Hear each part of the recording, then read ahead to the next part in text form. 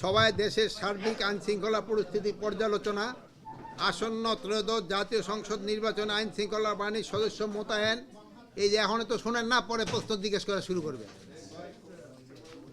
মোতায়েন, নির্বাচনী সমন্বয় সেল নির্বাচনকে সুষ্ঠু, নিরপেক্ষ, শান্তিপূর্ণ, গ্রহণযোগ্য এবং উৎসবমুখর করতে গুরুত্বপূর্ণ পদক্ষেপসমূহ, অপারেশন ডেভিল হান্ট ফেজ 2 এর অগ্রগতি পর্যালোচনা, অবৈধ এবং লুট হওয়া অস্ত্র উদ্ধার কার্যক্রম, মাদক বিরোধী অভিযান সহ বিভিন্ন গুরুত্বপূর্ণ বিষয়ে আলোচনা হয়েছে। আপনারা জানেন, বর্তমান অন্তর্বর্তীকালীন সরকার একটি অবাধ, সুষ্ঠু, নিরপেক্ষ, শান্তিপূর্ণ এবং গ্রহণযোগ্য এবং উৎসবমুখর পরিবেশে নির্বাচন অনুষ্ঠানে বদ্ধপরিকর।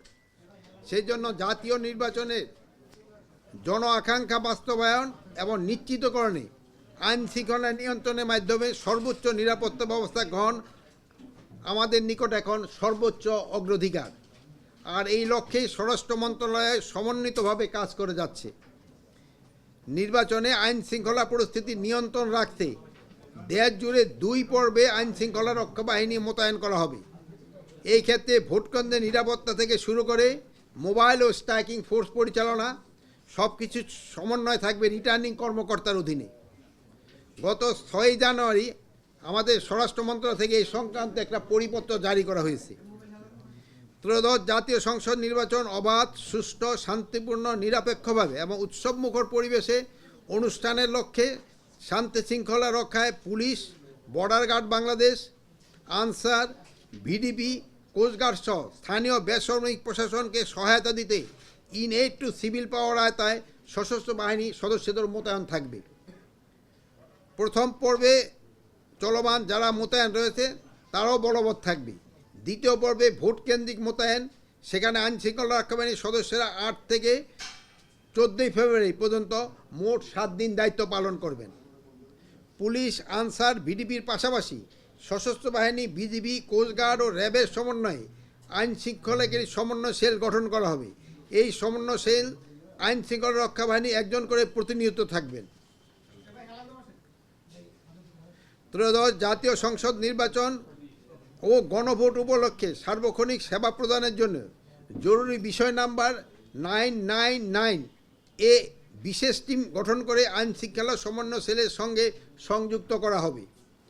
ওই টিম নির্বাচন সংক্রান্ত প্রাপ্ত অভিযোগ ও তথ্যের বিষয়ে দ্রুত ব্যবস্থা গ্রহণের জন্য সরাসরি স্বরাষ্ট্র মন্ত্রণালয় ও এলাকাভিত্তিক আইন শৃঙ্খলা সমন্বয় সেল প্রেরণ করবে।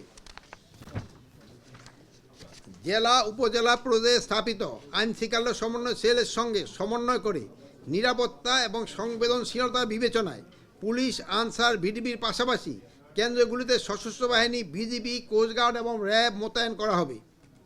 এছাড়াও নির্বাচন সুষ্ঠু করার জন্য নির্বাচনকালী জেলা, উপজেলায় আইন শৃঙ্খলা বাহিনী অবৈধ অস্ত্র উদ্ধার, সন্ত্রাসীদের গ্রেপ্তার, বিশেষ তথ্যের ভিত্তিতে এলাকাভিত্তিক অভিযান, চেকপয়েন্ট অভিযান পরিচালনা করবে। আপনাদের ইতিমধ্যে জানানো হয়েছে যে এবার জাতীয় নির্বাচনে আইন শৃঙ্খলা বাহিনীর সদস্যরা আইন শৃঙ্খলা পরিস্থিতি অবনতি ঘটানো বা নির্বাচনে বাধাগ্রস্ত করার যে কোনো অপতৎপরতা প্রতিরোধে ব্যবস্থা গ্রহণ করতে পারবে।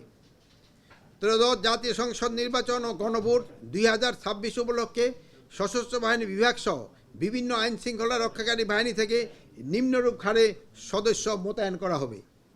বাংলাদেশ সেনাবাহিনী 1 লক্ষ, বাংলাদেশ নৌবাহিনী 5000, বাংলাদেশ বিমান বাহিনী 3730, বাংলাদেশ পুলিশ 1,49,443, বাংলাদেশ আনসার ও গ্রাম প্রতিরক্ষা বাহিনী 5,76,314, border guard Bangladesh 37,453, Bangladesh coastguard 3,585, RAB 7,700, support service হিসাবে ফায়ার সার্ভিস, সিভিল ডিফেন্সের অধিদপ্তর প্রায় 13,390 জন।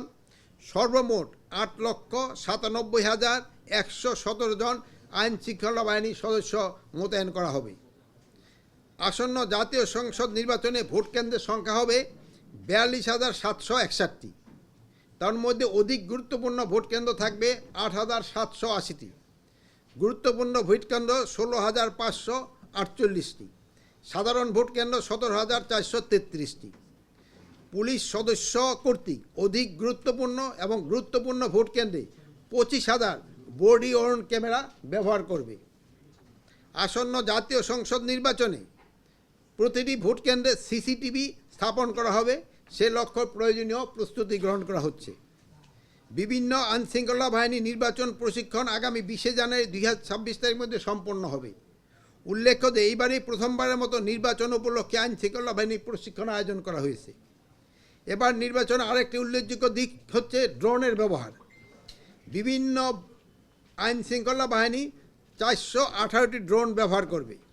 এর মধ্যে সেনাবাহিনী কর্তৃক 200, নৌবাহিনী কর্তৃক 16টি, বিজিবি কর্তৃক 100টি, বাংলাদেশ পুলিশ কর্তৃক 50টি, কোস্টগার্ডের 20টি, র্যাবের 16টি, বাংলাদেশ আনসার ও গ্রাম প্রতিরক্ষা বাহিনীর 16টি ড্রোন পরিকল্পনা অনুযায়ী সমন্বিতভাবে ব্যবহার করা হবে। নির্বাচনের নিরাপত্তা সুরক্ষা প্রদানের জন্য বিভিন্ন বাহিনী তাদের ডগ স্কোয়াডও ব্যবহার করবে। এবার নির্বাচনে আইনশৃঙ্খলা নিয়ন্ত্রণে সবচেয়ে কার্যকর ভূমিকা রাখবে নির্বাচন সুরক্ষা অ্যাপ 2026। এর ব্যবহার সেটি ন্যাশনাল টেলিকমিউনিকেশন এবং মনিটরিং সেন্টার NTMC কর্তৃক প্রস্তুত করা হয়েছে। এর সঙ্গে বিভিন্ন আইন শৃঙ্খলা বাহিনী, রিটার্নিং অফিসার, সহকারী রিটার্নিং অফিসার সহ স্বরাষ্ট্র মন্ত্রণালয়ে কেন্দ্রীয় কন্ট্রোল রুম যুক্ত থাকবে। এটি তাৎক্ষণিকভাবে আইন শৃঙ্খলা সংক্রান্ত অভিযোগ গ্রহণ এবং এর দ্রুত প্রতিকার ও নিয়ন্ত্রণে ভূমিকা রাখবে।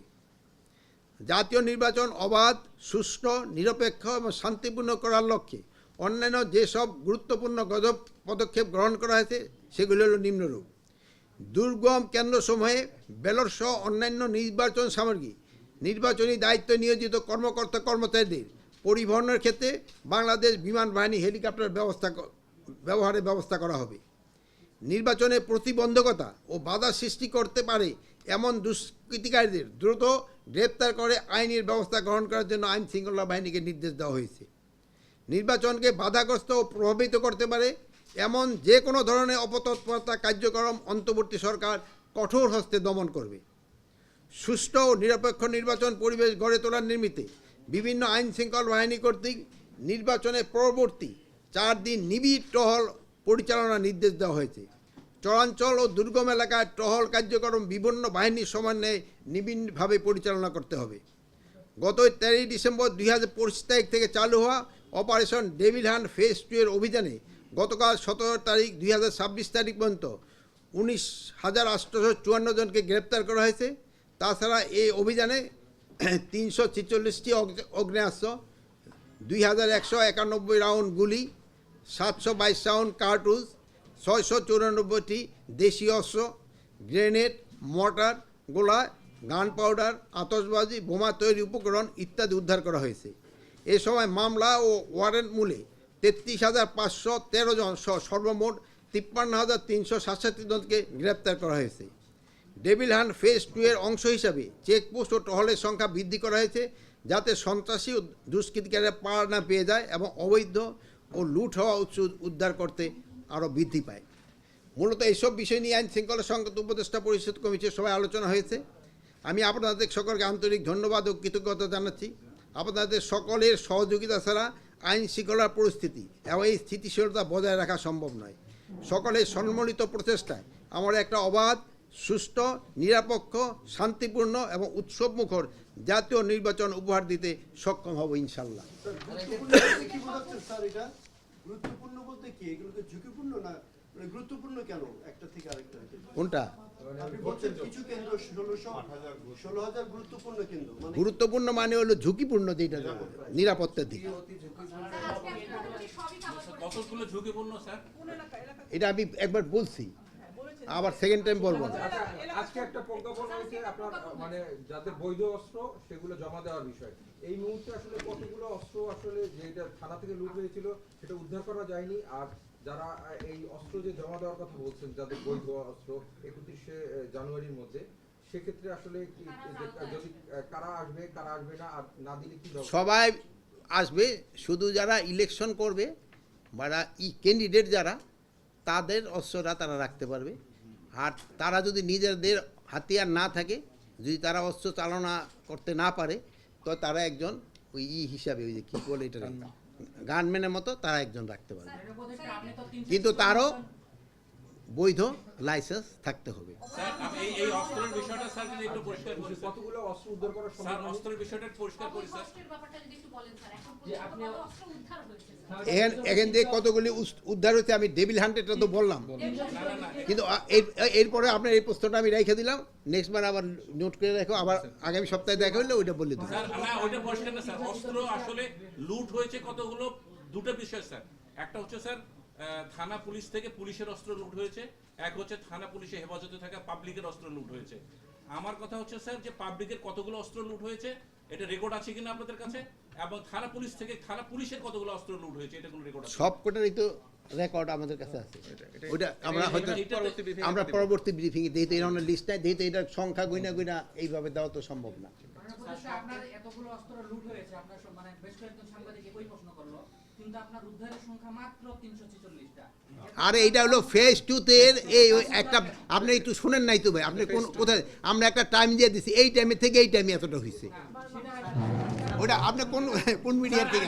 স্যার আরেকটা জিনিস সবাই জানতে চায় স্যার মিডিয়াতে, স্যার রাজনৈতিক ব্যক্তিত্ব এবং ক্যান্ডিডেট কতগুলো অস্ত্র পেয়েছে স্যার তাদের আপনাদের কাছ থেকে লাইসেন্স? শোনেন আমি একটা কথা তো ভাই একটা কথা তো প্রথমেই বলছি, ক্যান্ডিডেটরা পাবে। এখন পর্যন্ত কারা কারা ক্যান্ডিডেট কনফার্ম লিস্ট পাইছেন আপনারা? কথা শেষ করতে দেন, লিস্ট পাইছেন?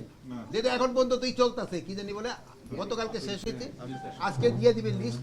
লিস্ট দেওয়ার পরে ওই লিস্ট যারা আছে তারাই শুধু অ্যাপ্লাই করতে পারবে, যারা নমিনেশন যাদেরটা ভ্যালিড করেছে কিনা কয়েকটা অ্যাপ্লাই করতে পারে, যাদেরটা ওনাকে নমিনেশন কনফার্ম না পর্যন্ত আমরা দিব না।